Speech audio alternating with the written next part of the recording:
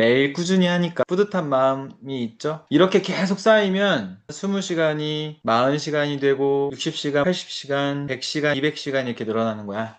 오늘 거 보도록 하겠습니다. 화면 잘 보이시죠? 인문예술 2강 크로노토프라는 개념을 우리가 공부할 건데, 크로노토프는 그리스어에서 시간을 의미하는 크로노스와 공간을 의미하는 토포스가 합쳐진 말이다. 시공간을 의미한다. 시공간. 하지만 이 크로노토프는 시간과 공간의 단순 결합이 아니라 특별한 예술적 효과를 의미한다. 요 두 번째 문장이 오늘 본문의 핵심이에요.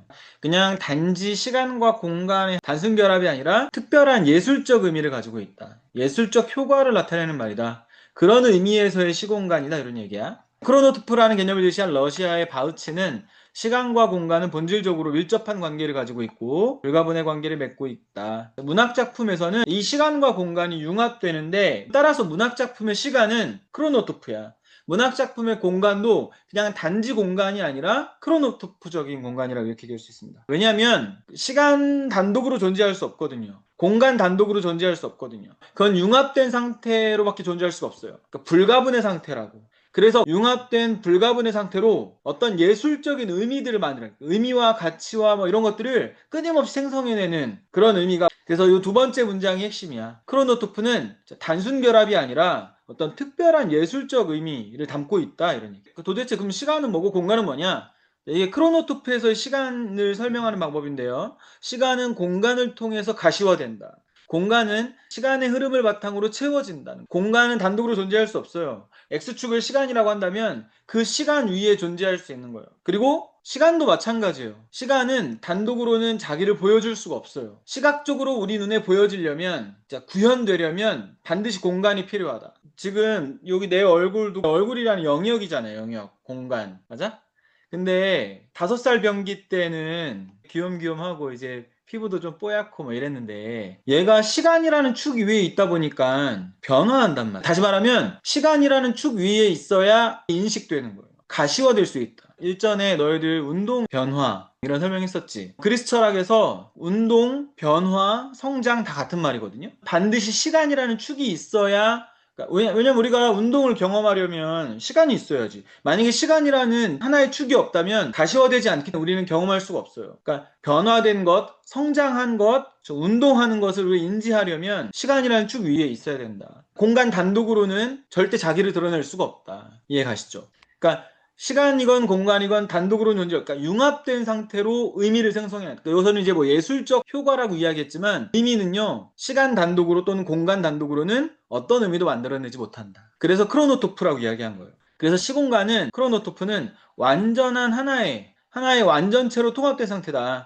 시공간은 객관적 물리적 차원을 넘어서 함축적 의미의 차원에서 논의될 필요가 있다. 여기서 함축적 의미하고 같은 말이요, 요 앞에 예술적 효과 있죠? 그러니까 예술은 함축인데요. 그 함축이 되려면, 예술이 되려면, 그러면 반드시 시간과 공간은 결합되어야 한다. 불가분의 융합된 상태여야 한다, 이런 얘기입니다. 두 번째 읽기 한번 가보겠습니다. 아직 이해가 100%가 아니었어도 상관없어요. 계속 읽다 보면 이해될 거야. 두 번째, 크로노토프는 시간의 크로노스와 공간의 토포스가 합쳐진 말이다. 왜 그러면 이 크로노스와 토포스를 합쳤냐? 왜 그렇게 시공간이라는 의미를 만들어냈냐? 단순 결합만으로는 어떤 특별한 예술적 효과 또는 어떤 함축적 의미, 이런 것들이 만들어지지 않기 때문에 그렇습니다. 러시아의 바우츠는 시간과 공간은 밀접한 불가분의 관계에 있다. 우리는 시간 단독으로 시간을 인지할 수가 없다. 우리는 공간 단독으로 공간을 알아차릴 수 없다. 문학작품에서는 봐봐, 문학도 그렇잖아. 시간과 공간이 융합된 상태인데, 이때 시간은 공간을 통해서 가시화되고 공간은 시간이라는 축 위에 채워지는 것이다. 시공간은 완전체로 통합된 상태고 객관적 물리적 차원을 넘어서, 그렇다고 해서 시간만 우리가 인지할 수 없냐? 그렇지 않아요. 시간만 단독으로 우리가 또 얘기할 수 있지. 그렇게들 말하잖아. 맞아? 그때 시간은 객관적 시간이야. 뉴턴은 뭐 했어요? 절대 시간을 상정했지. 그리고 이제 운동을 계산하려고 했던 거 아니야? 맞아? 그 객관적 시간, 그러니까 우리가 시간을 이야기할 수 있어. 공간 단독으로도 이야기할 수 있어. 야, 우리 집 몇 평이야? 뭐 이런 거 있지. 거기에는 시간도 없잖아.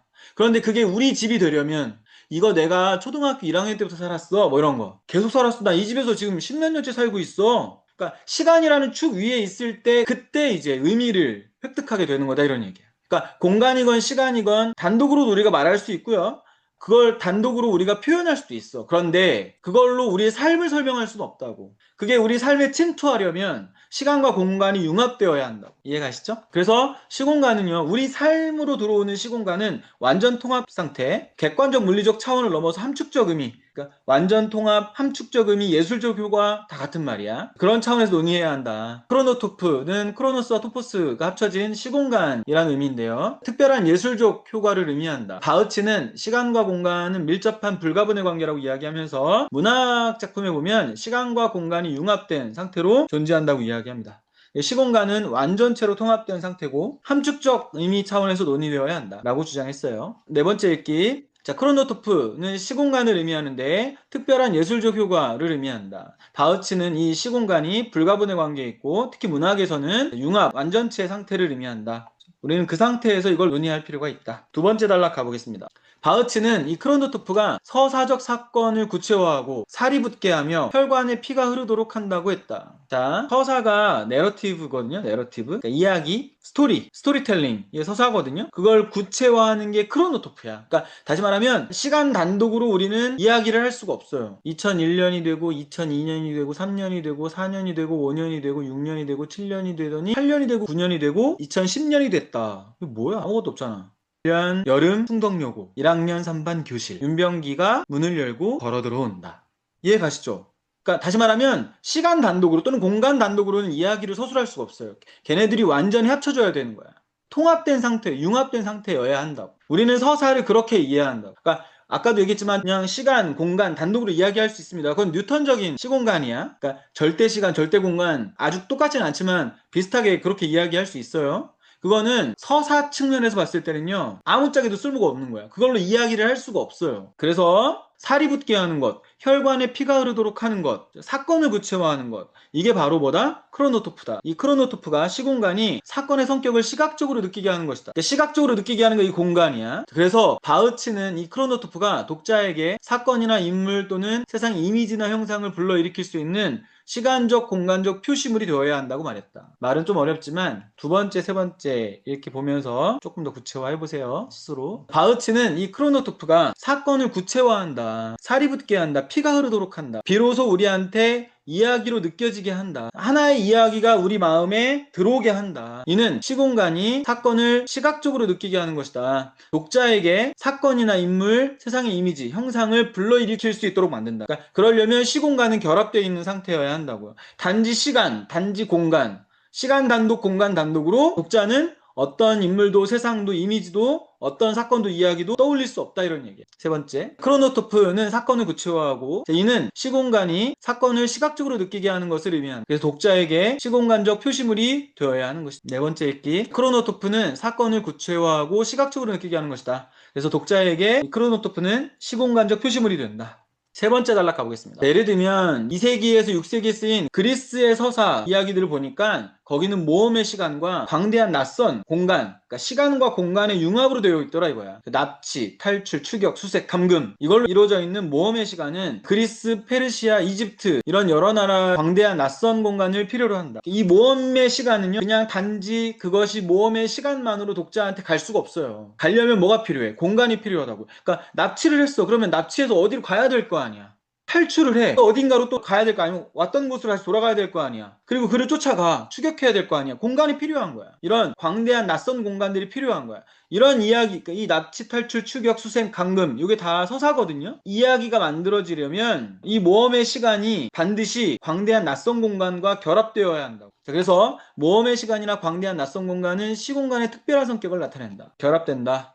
그래서 2세기에서 6세기와 같은 구체적 시간이나 그리스, 페르시아 이런 구체적 공간은 이건 아까 뭐였어요? 이 구체적 시간과 구체적 공간은 첫 번째 단락으로 다시 가볼까요? 이거죠? 객관적 물리적 차원의 시간과 공간이야. 이해가? 그걸 넘어가야 된다고. 그걸 넘어가려면 뭐가 필요한 거야? 시간과 공간이 단독으로 존재하지 않고 융합되어야 되는 거야.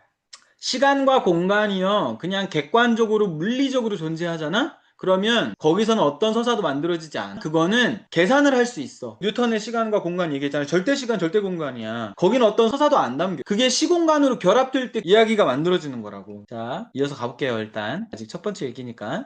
그래서 구체적 시간이나 구체적 공간은 객관적이고 표피적인 것이야. 이건 그냥 물리적인 공간이야. 이 시공간이 결합하면서 이 객관적 차원을 벗어날 수 있는, 물리적 차원을 벗어날 수 있는 거야. 자, 그래서 이걸 벗어나서 모험의 시간과 광대한 낯선 공간은 결합을 통해서 융합을 통해서 함축적 의미를 담게 되는 거죠. 그때 함축적 의미가 담긴 이 시공간이 이 크로노토프가 뭐다? 그게 서사야. 서사의 아주 중요한 요소가 되겠습니다. 시간과 공간의 융합은 새로운 차원의 이미지를 창조한다. 결합될 때만 독자들은 자기 머릿속에 이미지를 떠올릴 수 있게 되는 거야. 너희들 예를 들면 이런 거야. 빨간 길을 떠올려봐. 떠올렸어? 거기 어떤 의미가 있어? 아까 함축적 의미 이런 게 담겨야 되는데요. 없잖아. 맞아?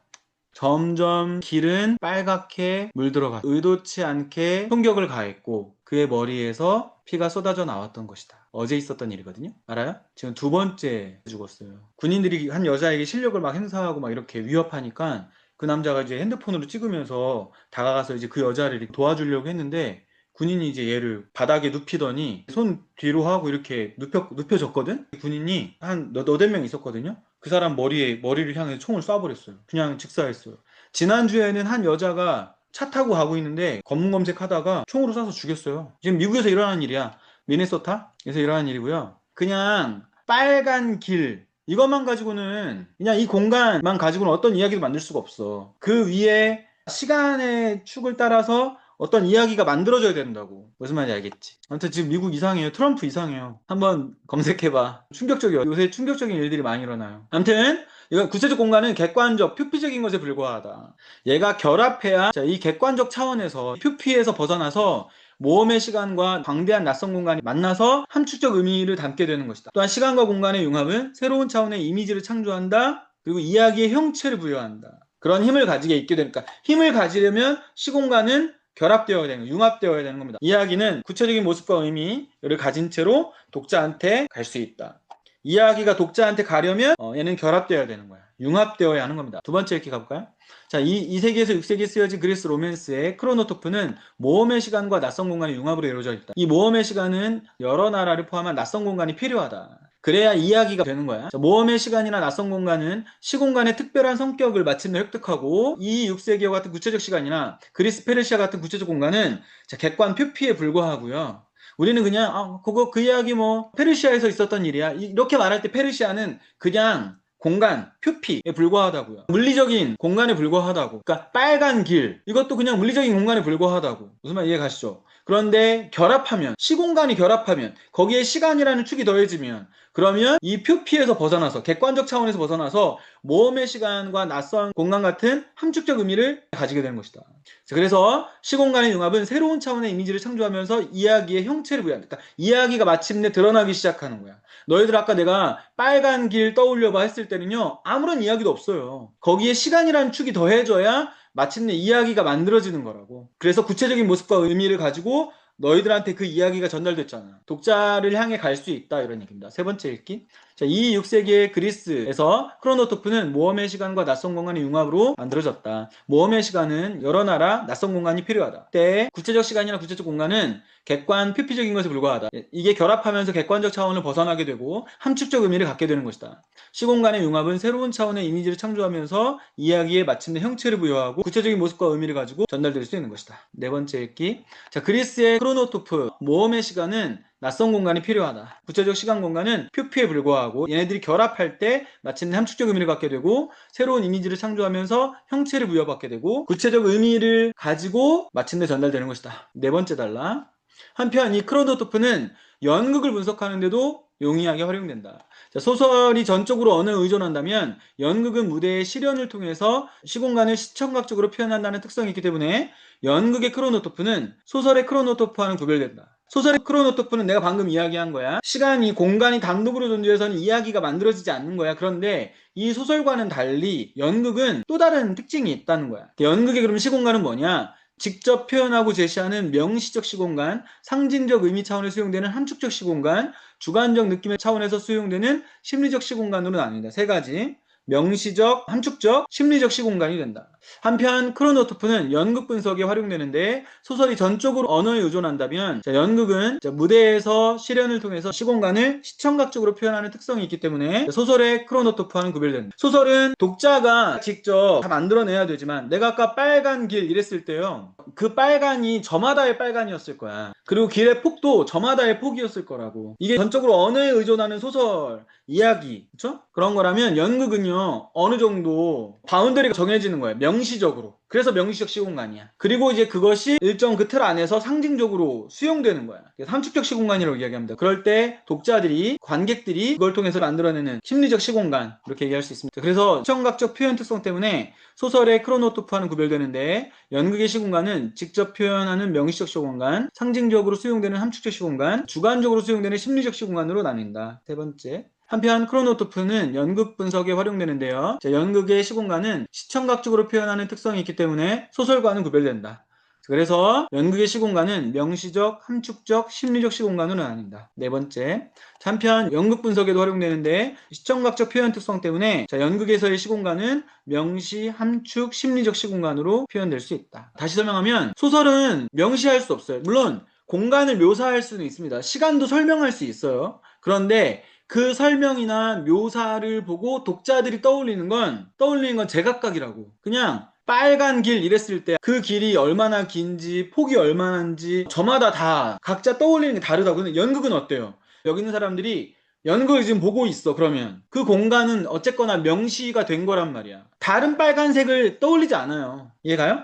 그리고 이제 거기서 어떤 상징적 함축적 의미들이 또 표현돼. 그리고 저마다 자기가 어떤 느낌이나 의미들을 만들어내는 공간들은 또 달라지는데 이게 심리적 시공간, 이렇게 얘기할 수 있습니다. 자, 입센의 연극 유령에서 보면 일막의 배경이 유리벽의 온실, 아늑한 거실인데요. 유리벽 너머에 바깥에 음울한 풍경이 비치는 곳으로 설정된다. 자, 이는 시각적으로 제시된 명시적 시공간. 이건 누구나 다 보고 있는 거야. 거실과 유리벽 바깥에 있는 음울한 풍경, 요거는 모든 관객에게 명시적으로 보여지는 시공간이라고. 그 자체로는 객관적 배경을 드러내고 있을 뿐이야. 여기에서 중산층의 안정된 삶을 보여주는 거실의 시공간과 음울한 현실을 암시하는 유리벽 밖의 시공간이 충돌하면서 새로운 이미지를 만들어내. 요게 함축적 시공간이야. 자, 이렇게 명시적 시공간은 상징적 차원의 의미를 담고 있는 함축적 시공간을 형성하게 된다. 어느 정도는 관객들이 다 거기까지 따라가요. 여기까지 이제 제한적이야. 또한 이러한 시공간 속에서 등장인물은 우울하고 불안한 시공간 속에 갇혀있다고 느끼며 심리적 시공간을 형성한다. 그 안에 있는 인물이 자기 심리가 형성되는 거예요. 여기서 명시적 시공간은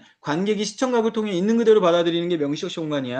그러니까 소설과는 달라요. 전적으로 언어에 의존하는 시공간은 명시적이지 않아. 자, 그 자체로는 크로노토프를 형성하지 않지만, 왜냐면 크로노토프는 얘가 융합되면서 아까 뭐라고 했어요? 예술적 효과, 함축적 의미, 이렇게 가야 되거든요. 그런데 다른 요소들과 결합하면서 함축적 심리적 공간, 시공간이라는 새로운 이미지를 형성한다. 무슨 말이냐면 아까 중산층의, 안정된 중산층의 삶인데 밖의 풍경은 음울해. 그러면 작가가 이렇게 배치한 이 시공간을 통해서 어떤 의미가 만들어지는 거야. 새로운 이미지가 만들어지는 겁니다. 새로운 심리가 만들어지고 함축적 의미가 만들어진다는 얘기야. 그래서 크로노토프가 환기되는 것이다. 자, 두 번째 읽기. 자, 입센의 유령에서 일막 배경은 아늑한 거실과 너머 바깥 우물한 풍경으로 설정되는데 이는 명시적 시공간이다. 그 자체로는 객관적인 배경이야. 누구나 다 그걸 보고 있으니까요. 중산층의 안정된 삶, 거실과 음울한 현실을 암시하는 벽 밖의 시공간이 충돌하면서 새로운 이미지를 형성한다. 이 새로운 이미지를 형성하는 게 이게 뭐예요? 여기 함축적 시공간이야. 그러면서 그 안에 있는 인물들, 그걸 바라보는 관객들, 심리적 시공간이 또 만들어지는 겁니다. 명시적 시공간은 함축적 시공간을 형성한다.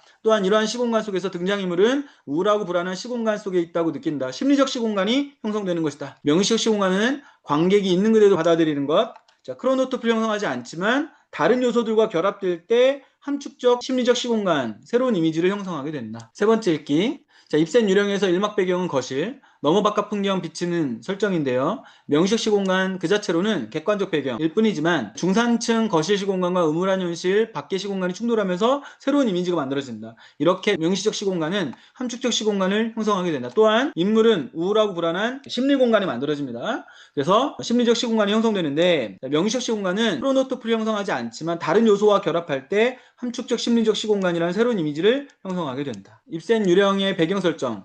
명시적 시공간으로 객관적 배경이 드러나지만 거실과 바깥이 충돌하면서 새로운 이미지를 형성하는데 이때 명시적 시공간은 함축적 시공간을 형성하게 되는 것이다. 또한 인물은 심리적 시공간을 형성하게 되는 것이다. 이 명시적 시공간은 크로노토프를 형성하지 않지만 다른 요소들과 결합할 때 새로운 이미지를 형성하게 된다. 명시적 시공간은요, 그냥 객관적 물리적 표피, 앞에 했던 그 말, 그냥 공간 그 자체인 것처럼 보여. 그런데 그게 이제 인물들의 심리 공간을 만들어내고, 이게 불일치하잖아요. 안정된 중산층의 거실과 바깥의 음울한 환경, 불일치한 이게 만날 때 만들어지는 어떤 함축적 시공간, 이렇게 되겠습니다. 자, 크로노토프는 시간과 공간이 결합하면서 이미지나 느낌을 창조하는 것을 의미하지만 여러 개의 시공간이 결합하면서 또 다른 크로노토프를 환기하기도 한다. 한편의 연극은 여러 장면으로 구성되며 각 장면에 제시되는 여러 개의 시공간은 서로 조화, 대립적 관계를 형성한다. 작품 전체를 아우르는 이미지를 만들어내기도 한다. 또한 시공간끼리 결합으로 형성되는 이 크로노토프는 관객들의 감상 과정에 영향을 미치기도 한다. 관객에게 직접적으로 영향을 미칩니다. 연극이 공연되는 중에 무대 위 허구적 시공간과 객석의 실제적 시공간이 공존하는데 각각의 시공간이 서로 상호작용하기도 하는 거예요. 무대 위의 시공간은 허구인데요, 관객은 실제인데요, 얘네들이 상호작용하면서 그러면서 이제 새로운 크로노토프가 만들어지는 거야. 연극의 허구적 시공간이 수용되는 과정에서 실제적 시공간에 존재하는 관객은 이 허구적 시공간을 보면서 자기의 기억을 활성화하는 거야. 그러니까 내 어떤 생각이나 기억을 자극해서 그걸 떠올리게 되고, 그러면서 이 공간이 내 기억 속에 있는 그것과 겹치면서 어떤 새로운 공간으로 인식이 되는 거야. 받아들여지게 되는 거야. 이게 이제 허구적 공간과 실제적 공간이 서로 만나서 영향을 미치면서 새로운 크로노토프가 만들어지는 거예요. 실제적 시공간에 존재하고 있는 관객은 이 허구적 시공간을 보면서 자기의 기억을 활성화한다. 그리고 거기에 상응하는 사건을 예상하기도 한다. 일종의 확장적 읽기라고 이야기할 수 있다고. 지금 내가 연극에서 보고 있는 저 장면이 내 경험으로 확장돼서 이걸 해석하게 만든다. 이해가시죠? 내 기억을 떠올리게 만들고. 왜냐면 거기서 이제 어떤 동일류를 발견할 때가 많거든요. 그러면 이제 그것을 비교하면서 의미와 가치들이 만들어지는 거야. 즉, 관객은 작품의 서사를 수용하는 과정에서 현실 경험이나 전문적 지식 등 내 기억에 저장되어 있는 지식을 동원할 수 있게 되는 것이다. 확장적 읽기가 바로 여기서 이야기하는 크로노토프라고 이야기할 수도 있다. 첫 번째 단락에서 뭐라고 했어요? 우리가 그것들을 고찰해 볼 필요가 있다고 했잖아. 맨 처음에 이야기한 게 뭐였냐면, 서사가 만들어질 때 그냥 공간 단독으로 또는 시간 단독으로 어떤 이야기도 만들어지지 않는다.